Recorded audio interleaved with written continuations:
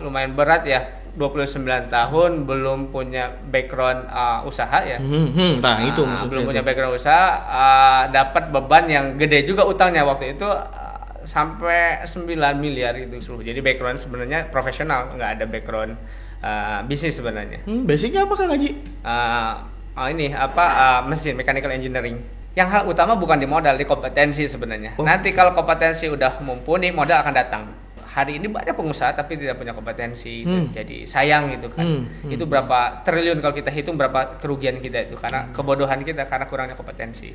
Ingin sukses itu yang pertama adalah keredoan gitu kan, keredoan orang tua. Kalau yang udah berumah tangga, keredoan pasangan itu yang utama. Yang kedua adalah grit.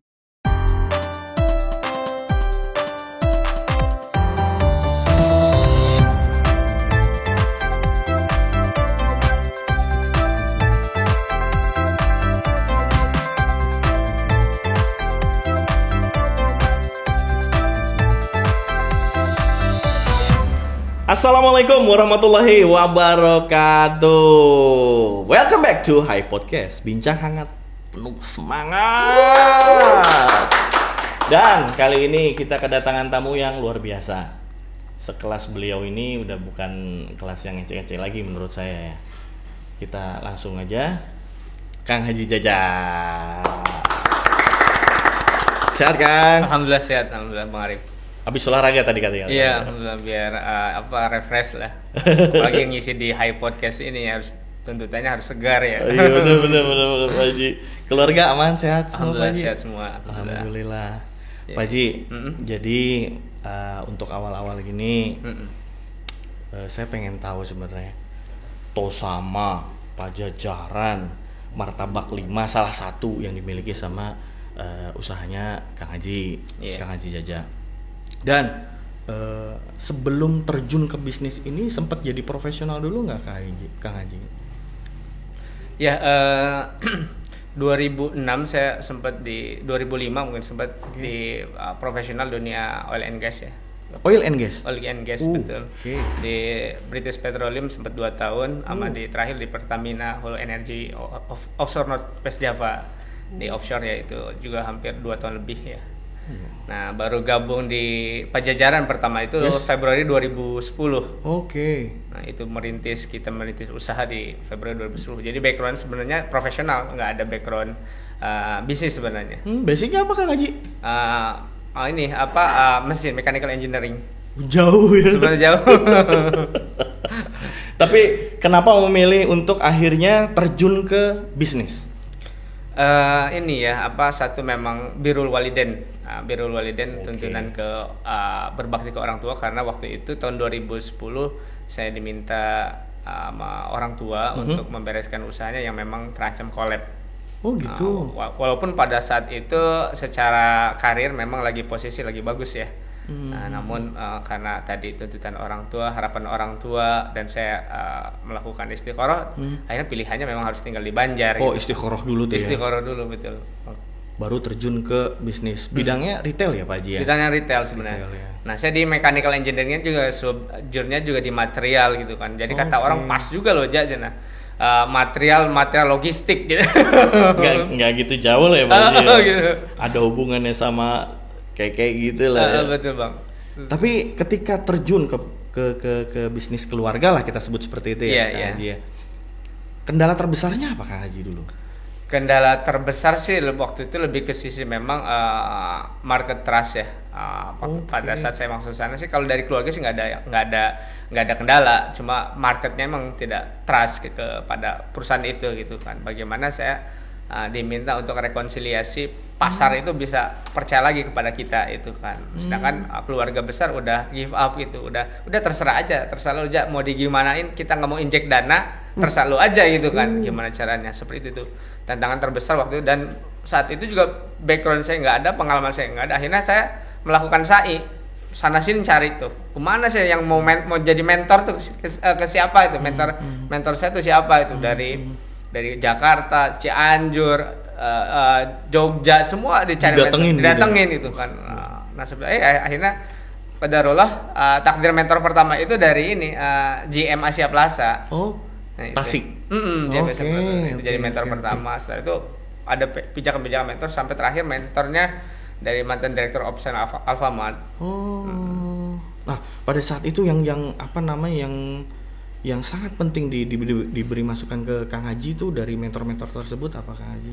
Ya, pertama di bisnis proses ya mungkin ya. Di Oke. bisnis proses harus dibenerin dulu. Rata-rata tuh orang baik yang GM Asia Plaza terus sampai ke mantan direktur operasional Alfamart juga sama di bisnis proses. Di bisnis prosesnya dirapin sebelum kita berbicara yang lain itu. Jadi ya untung rugi orang tua sudah memasrahkan gitu Pak Haji. Betul, betul. Ya, di situ beratnya Pak Haji. Wah, betul. Begitu untung sih memang orang tua juga minta kontribusi gitu. Begitu untung ya, ada pelaporan dan sebagainya gitu. Berarti orang tua udah sama sekali nggak turun tuh pada Udah saat enggak, itu. waktu itu masih support monitoring, terus Oke. dia kadang ikut bagian pembelian, dia kadang ikut lebih ke sisi pembelian fashionnya. Oke. Tapi kalau yang FMCG, yang supermarket sih udah enggak. Udah, Terus udah. kontrol biaya gitu dia ikut Oke. terlibat, tapi sejak 2016 udah lepas aja. Los, udah sama sekali nggak turun. Enggak, tak tahu pelaporan aja gitu kan. Oke. Berat juga Pak Kang Haji. Pada saat itu di titik itu pada usia berapa pada saat itu tuh? 29 ya. Ah, masih 29. cukup muda berarti ya. 29 ya memang lumayan berat ya. 29 tahun belum punya background usaha ya. Nah, itu maksudnya belum punya itu. background usaha, dapat beban yang gede juga utangnya waktu itu, sampai 9 miliar itu kan. 9 miliar. Jadi itu 9 miliar ya harus diberesin itu kan. Aduh gimana itu kan, tanpa pengalaman itu kan. Ya kita terus ini aja ya, percaya, punya keyakinan, dengan grit kesungguhan, insya Allah ada jalan. Nah akhirnya belum setahun juga sih, kita 2011 juga udah ngelahirin bisnis baru. 2010 saya gabung, 2011 bikin bisnis baru namanya ini pabrik plastik, Cahaya Plastik. Oh, di mana Pak Ji? Di Bojong Ciamis. Oh. Nah, niatnya waktu itu tuh bikin pabrik plastik itu ingin mempercepat hutang, karena waktu itu posisi masih 4 miliar hutangnya. Oke. Tapi malah tambah banyak. Tambah banyak, itu sampai nyentuh 9 gitu.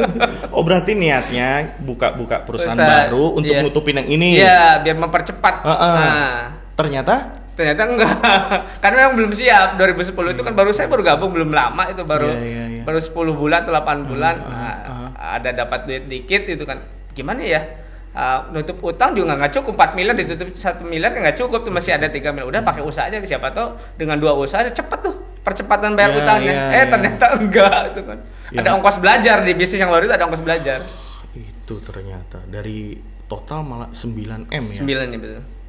Bisa akhirnya sedikit demi sedikit itu gimana Pak Haji? Ya dirapiin ya, leaking, kebocoran dirapiin. Oke. Di setiap bisnis, kebocoran di pajajaran, kebocoran di bisnis itu, Oke. terus pemasaran ditingkatkan gitu kan, efisiensi ditekan gitu kan, terus revenue yang lain yang memang potensi ada dinaikkan gitu kan. Saya juga pernah ya pegang cukup lumayan lah di bisnis retail juga. Itu saya 2 tahun lah pada saat itu. Saya sempat terbang ke Batam juga untuk ngurusin yang kebocoran, ternyata retail besar ya. Iya. Luar biasa emang Pak Haji tuh. Retail kan detail ya, namanya retail kan detail. Exactly, Betul. Pak Haji, betul. Laporan tuh. Itemnya kan bukan 1-2 juga ya Pak Betul, Haji. betul Bang. Di Pajajaran sendiri udah total berapa puluh ribu item itu? Mungkin lebih dari 30.000. Luar Jadi biasa. detail banget. Luar biasa. Dari pabrik plastik Nah, cukup untuk nutupin itu juga atau Enggak. dari Pajajaran itu sendiri Pak Haji? jadi pabrik plastik malah disupport oleh Pajajaran, udah cenderung stabil ya, disupport pabrik plastik sama Pajajaran. Nah, jadi keuntungan Pajajaran itu bukan untuk bayar utang sebenarnya, jadi ngegedein pabrik plastik jadi waktu itu. Tapi pabrik plastik sampai sekarang masih jalan. Jalan. Oh, alhamdulillah. Mungkin nambah gede gitu. Nambah gede. Nambah gede. Wah, udah keluar juga. Ada dua pabrik bahkan. Udah bikin 2 pabrik. Satu di Ciamis. Di Ciamis Aga Kota, sekarang di yang pertama di Bojong, yang kedua di Ciamis Kota. Saya mau tanya key of success-nya Pak Haji. Satu ya, suksesnya itu pertama tadi ya, jangan sakiti orang tua sih sebenarnya. Oke. Birrul walidain itu orang tua itu hal utama. Yes. Karena sehebat apapun kita, kalau orang tua nggak ridho, mustahil itu kan. Keredoan itu hal utama. Keredoan dari orang tua itu kan. Kita mau melakukan apapun, mau manuver bisnis, mau ekspansi bisnis, minta keriduan dari orang tua. Itu hal yang utama ya. Itu yang kedua mungkin kesungguhan, grit itu ya, kesungguhan, totalitas kita itu. Ketika kita fa idza azamta fatawakkal 'ala Allah. Jadi kalau kita udah mengazamkan, udah tawakal pada Allah itu. Jadi nggak usah mikir-mikir lagi gitu kan. Kan udah dapat ridho dari orang tua, udah kita berazam. Itu kuncinya. Bismillah pasrah. Udah, bismillah pasrah aja. Do the best. Do the best, betul Bang. Luar biasa Kang Haji, sangat inspiring lah ya. Nah, ini kan ada hubungan, kita memulai usaha, contoh saya dari nol. Nah, ada juga usaha turunan keluarga. Nah, di Indonesia ini hampir rata-rata kita tidak banyak menemukan yang bisnis keluarga itu bisa berjalan sampai terus-menerus, bahkan sampai 7 turunan tuh. Gimana menurut Kang Haji? Ya itu saya melihat ya, dan rencana juga mau dibukukan hasil pengamatan saya, analisa dalam sebuah buku Fitrah Based Business. Oke. Nah, pengamatan saya sejauh ini, kenapa sih ada missing link, terputus antara orang tua, bisnis orang tua dan anaknya? Karena memang pendidikan ya, pola pendidikan orang tua terhadap anaknya yang memang kurang pas. Nah, saat anak masih kecil tidak dibangun imaji positif tentang usaha orang tua itu kan. Biasanya orang tua itu memisahkan, Anda belajar aja sih pinter, jadi orang pinter, udah gimana nanti aja, kalau besar udah gimana nanti, mau ikut ayah atau tidak gimana nanti. Nah, itu padahal kurang tepat. Padahal diajarin anak itu imaji positif, dilibatkan sampai umur dewasa. Setelah dewasa, harapannya itu mereka dimagangkan di perusahaan teman ayahnya, supaya merasakan aura yang profesional.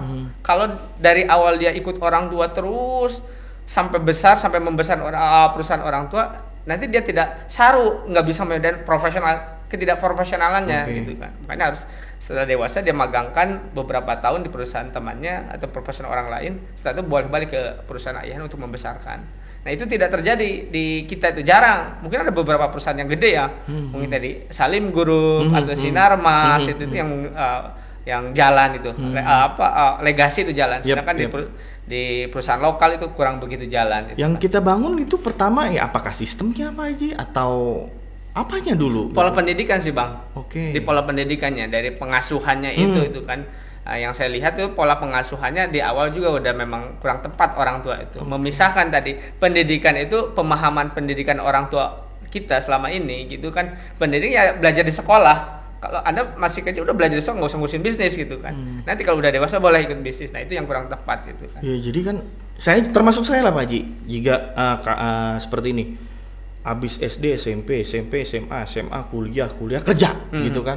Jadi stigma itu atau doktrin itu sudah masuk di kepala gitu loh. Jadi ketika kita keluar kuliah atau sekolah, yang dituntut adalah kerja. Betul.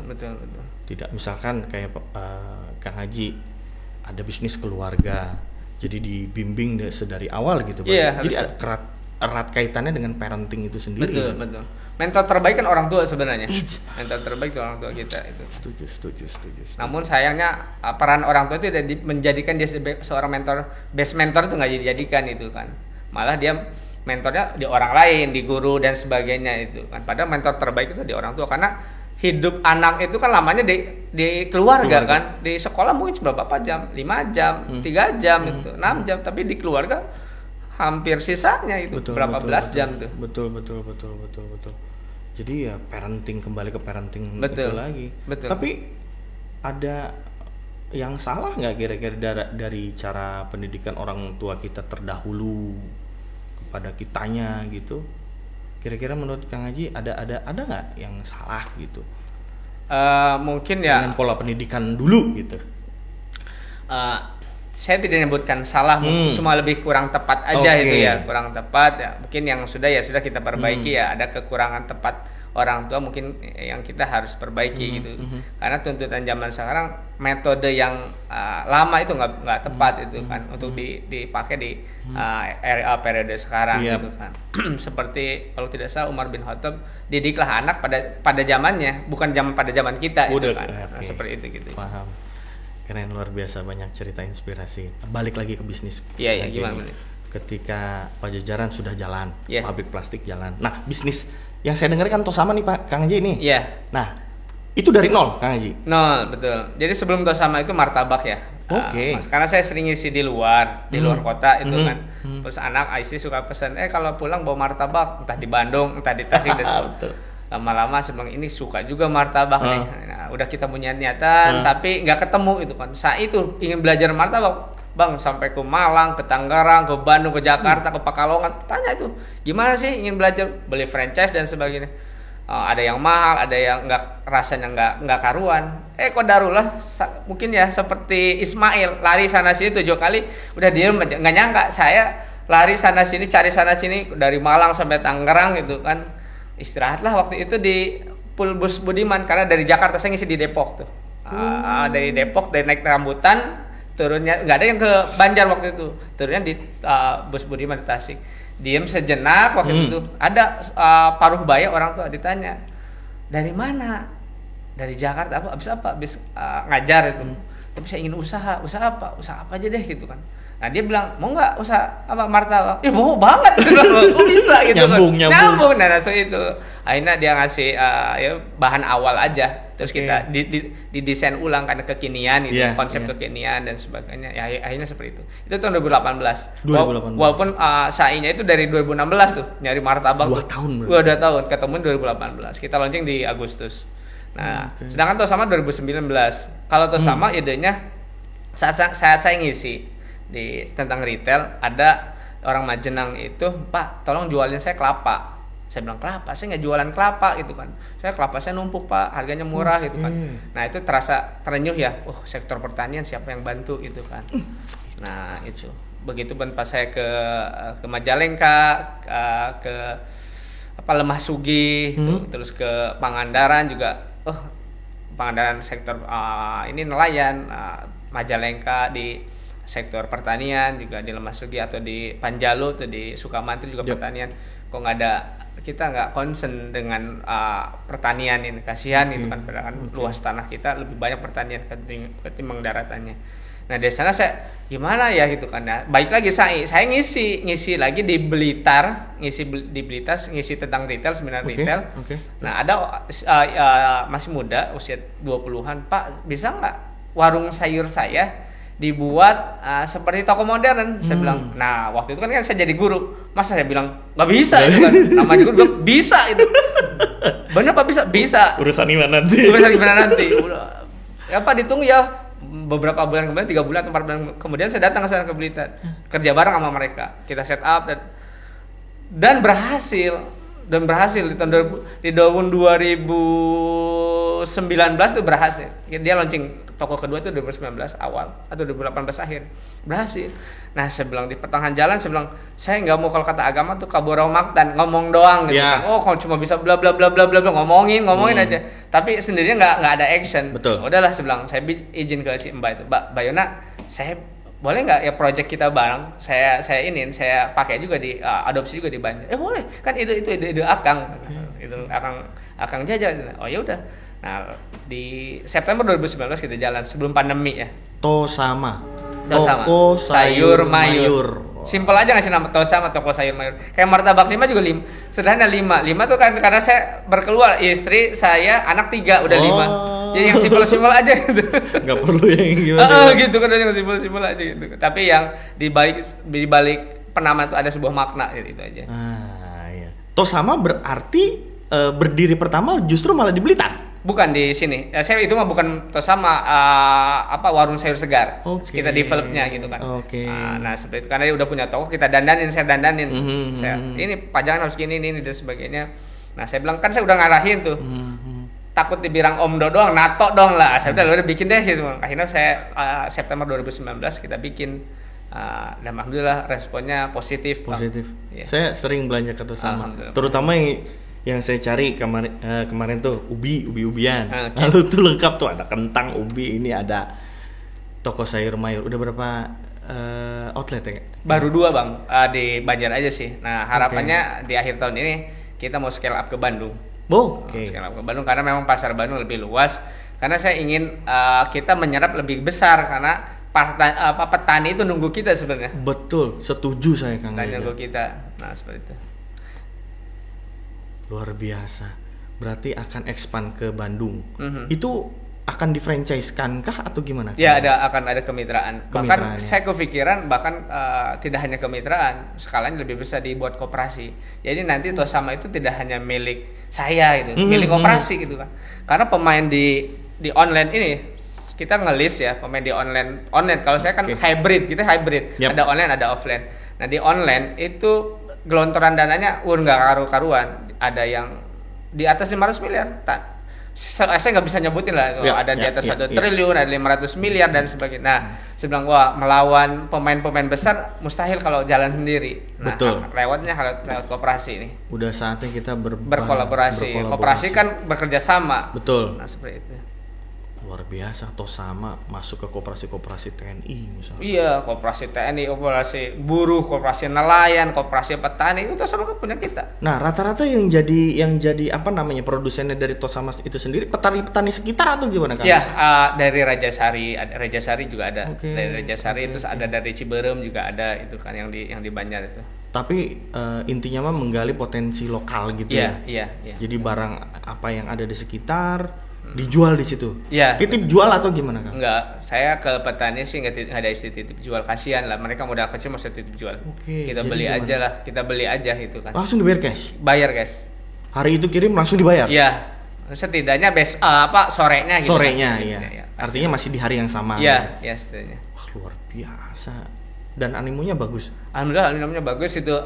Ini warung saya bisa saya klaim itu warung sayur offline pertama mungkin di Indonesia yang lebih modern lah. Kita akan develop lagi kerjasama kemarin itu sama salah satu perusahaan retail besar yang baru tutup, itu kita ingin dress up ulang, ditata ulang sebelum masuk ke kota besar, ditata ulang itu kan. Terus sama itu lebih modern lagi gitu kan. Nah, seperti ngambil jasa konsultan atau gimana kan? Enggak, jadi kan ada satu perusahaan retail nasional itu tutup.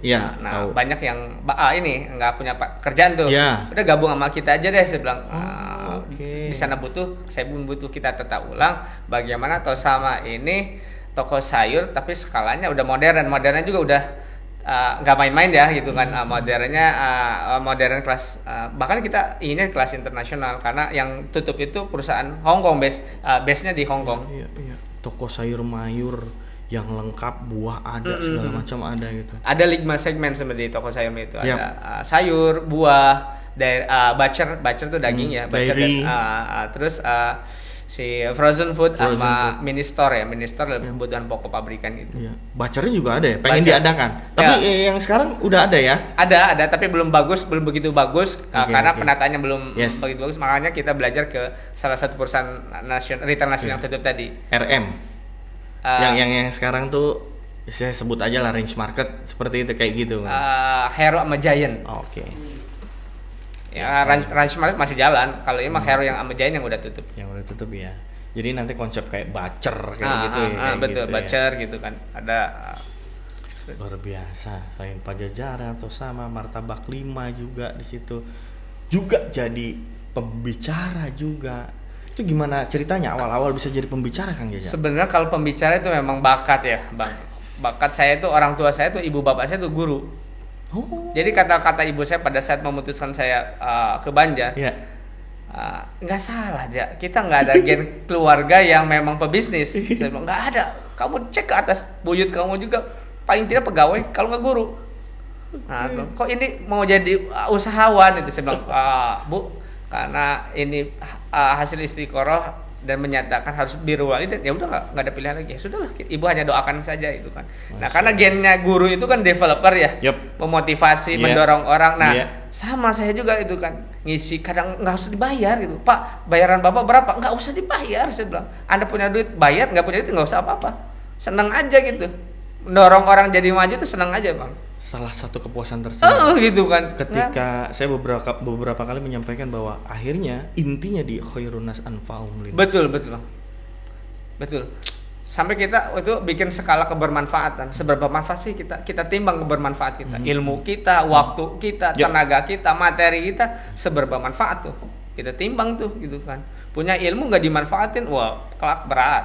tanggung jawab, punya materi nggak dimanfaat kelak berat juga, punya tenaga, punya apapun itu. Hati-hati dengan yang punya materi banyak. Bukan berarti ya mungkin hidup enak di dunia, tapi belum tentu ya. Betul. Ketika nanti di depan kalau pada saat dihisap itu tadi. Masya Allah, luar biasa, banyak pelajaran pagi hari ini, luar biasa. Nah, Kang Eja, kan tadi bicara nggak dibayar. Untuk ongkos transportasinya gimana? Pakai uang sendiri. Saya waktu itu ngisi di Blitar pakai uang sendiri. Hotel sendiri, Kak. Pesan sendiri itu. Kang mau hotel udah setup pesen aja sendiri itu kan. Oh, kalau ke Blitar nggak murah juga tuh naik kereta. Iya, maka dari itu. Pakai bayar sendiri itu nggak apa-apa gitu kan. Kalau pas kita punya, waktu ada nggak apa-apa itu kan, nggak masalah. Rata-rata audiensinya anak-anak kampus atau gimana? Enggak ya, para pengusaha. Waktu kemarin ngisi tanggal 25 Juni ya. Itu di Jawa Timur itu di Blitar tuh ada dari Sidoarjo, banyak lah yang ngisi. Itu peserta hampir 200 orang ya udah yang punya usaha itu kan. Nah, waktu saya ke sana juga pakai uang sendiri. Bensin dan semuanya pakai uang sendiri. Gak ada masalah gitu. Pas kebetulan kita punya ya. Nah, seperti itu. Saya sih prinsipnya jangan, kalau ketika memang berbagi jangan berharap sama orang itu, berharap sama Allah. Ketika kita berbagi jangan berharap sama orang yang kita bantu itu.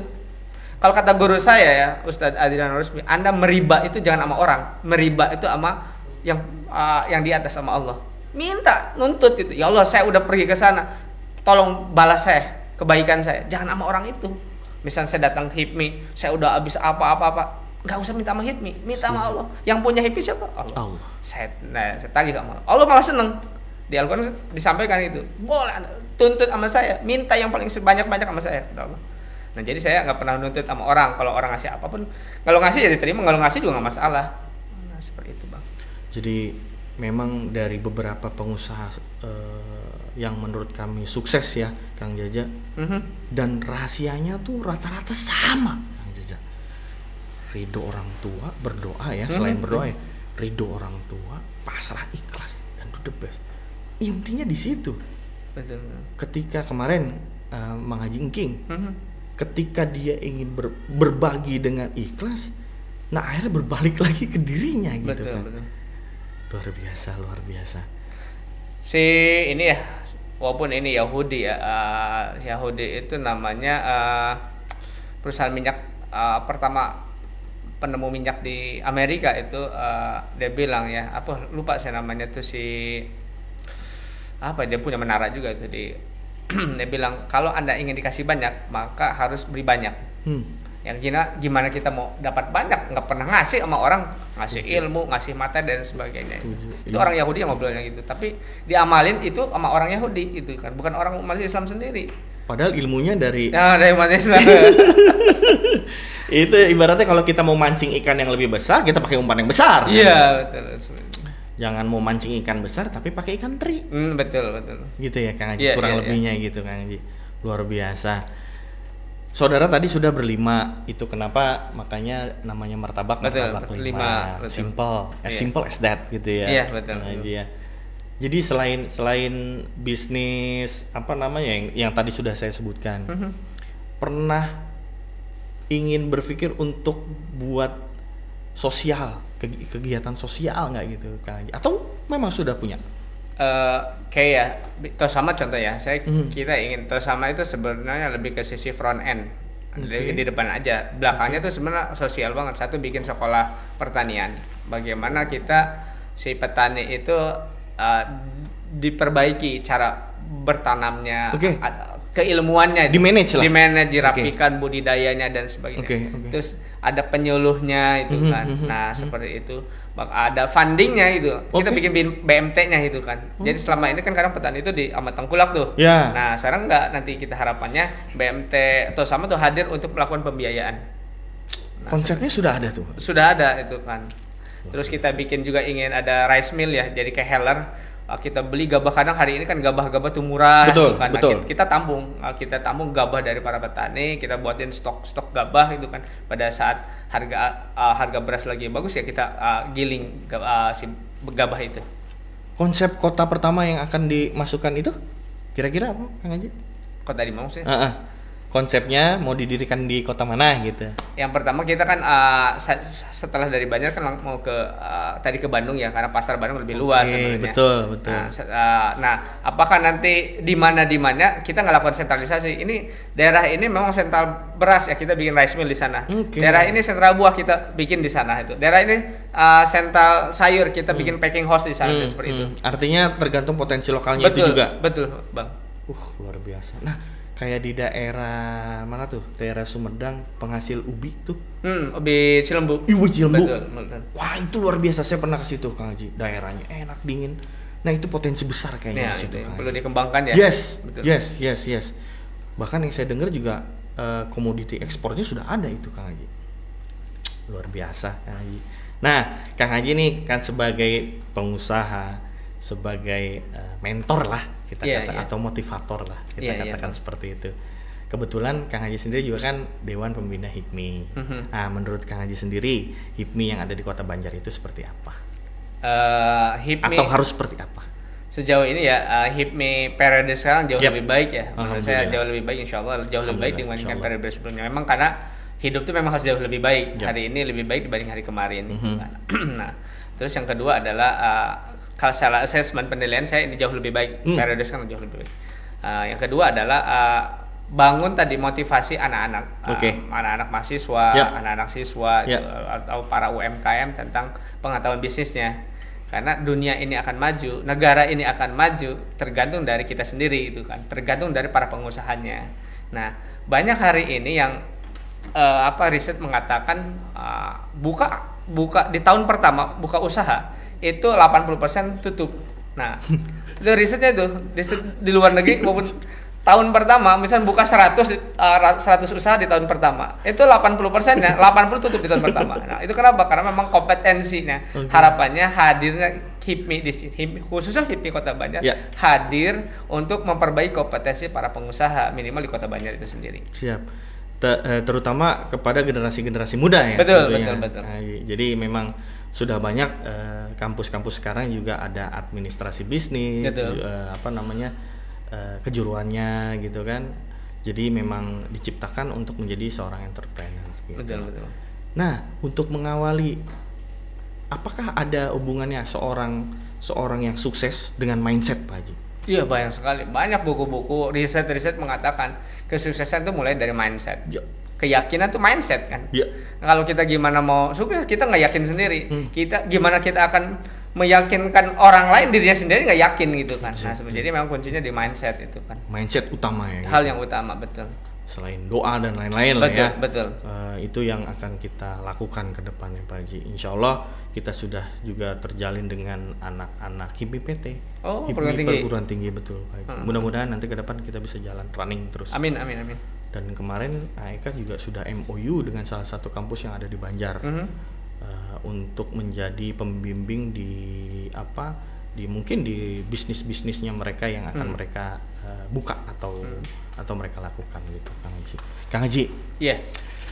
Di balik seorang pengusaha sukses pasti ada dorongan istri, doa orang tua. Nah, pengaruh keluarga seberapa besar untuk Kang Haji? Wah, itu memang penentu, Bang. Kisah sukses salah satunya keluarga.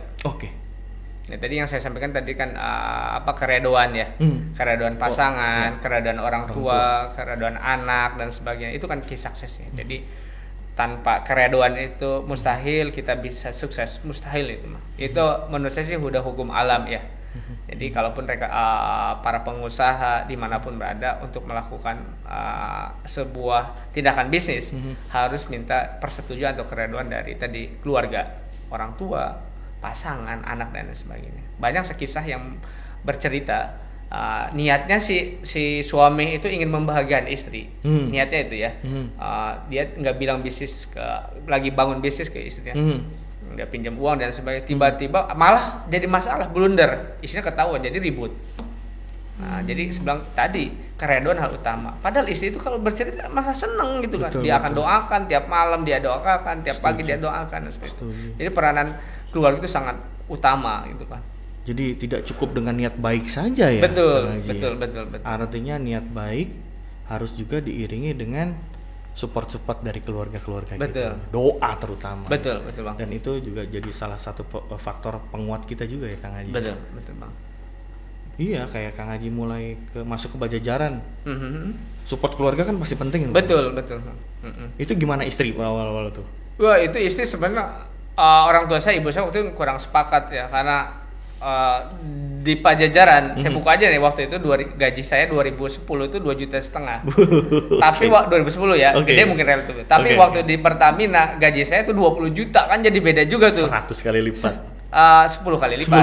10 kali lipat. Itu kan kata istri, aduh kita biasa living costnya 10 juta, ini gaji jadi 2,5 juta, gimana? Istri bilang udah nggak apa-apa, Allah punya skenario aja. Nah, begitupun dengan orang tua, kan biasa harus ngasih ke orang tua segini juta nih, dari 20 juta segini juta nih ngasih ini. Ini kan gaji kamu cuma 2,5 juta, nggak pas Bang.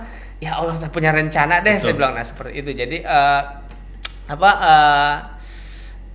udahlah, yakin aja lah, saya bilang, insya Allah ini jalan terbaik ini, skenario Allah ini, seperti itu. Luar biasa. Kadang memang kendalanya juga nggak jauh-jauh banget untuk suami mulai suatu usaha. Bukan rata-rata ya, mungkin salah satunya di istri juga kan. Iya, dorongan. Dorongan ketika kita kerja kayak tadi Kang Haji, dapat 10 juta, ternyata kita cuma bayar 2 juta, sedangkan kos kita juga lebih dari itu kan. Gitu. Nah, menyiasati itu seperti apa selain yakin ya Kang Haji? Pertama ya kita harus membangun pemahaman pada pasangan kita, itu yang utama itu dulu ya. Yang kedua kita belajar simplicity lebih sederhana. Ketika memang kita butuh lebih banyak, pakai uang tabungan sendiri. Nah, sampai saat waktu itu tabungan saya habis itu, aduh kita nggak bisa jalan makan, biasa seminggu sekali makan keluar, ini nggak, ya udah sabar aja itu. Nah, dengan kesabaran itu Allah bayar gitu kan.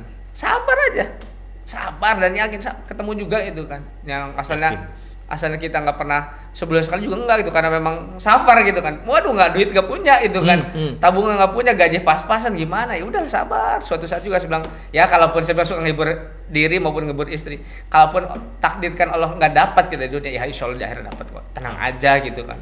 Luar biasa. Kadang memang penyampaian itu juga harus kita sampaikan dengan baik juga. Betul. Nah Kang Haji, ketika menjadi seorang motivator, agak lompat. Pernah nggak yang ada, Pak, saya mau usaha, tapi saya nggak punya modal, gimana caranya gitu? Rata-rata kan begitu sekarang. Betul. Gimana Kang Haji? Ya rata-rata orang tuh ngobrolnya modal ya. Saya bilang modal itu seperti api, Pak, Bang. Modal itu seperti api. Hanya dia pemantik masakan kita jadi matang. Sebenarnya tanpa api juga kan matang sebenarnya. Kita makan bisa jadi yang mentah-mentah, bisa kita makan gitu kan. Nah, yang hal utama bukan di modal, di kompetensi sebenarnya. Nanti kalau kompetensi udah mumpuni, modal akan datang. Nah, saya suka bangun keyakinan pada anak-anak mahasiswa atau para peserta. Benahi dulu kompetensi, jangan sampai kita ngarap modal, nanti modal datang, Anda nggak punya kompetensi, babak belur, investor akan nagih tuh. Atau perbankan akan nagih. Nah, tapi saatnya kita punya kompetensi yang pas itu, yang mumpuni itu kan, nanti modal akan datang sendiri. Banyak yang akan nawarin. Kayak contoh misalnya pada saat sama saya sounding mau ke Bandung, belum saya lakukan BOP ya, business opportunity belum. Tapi 5 orang udah listing. Kang, saya buka di sini Kang.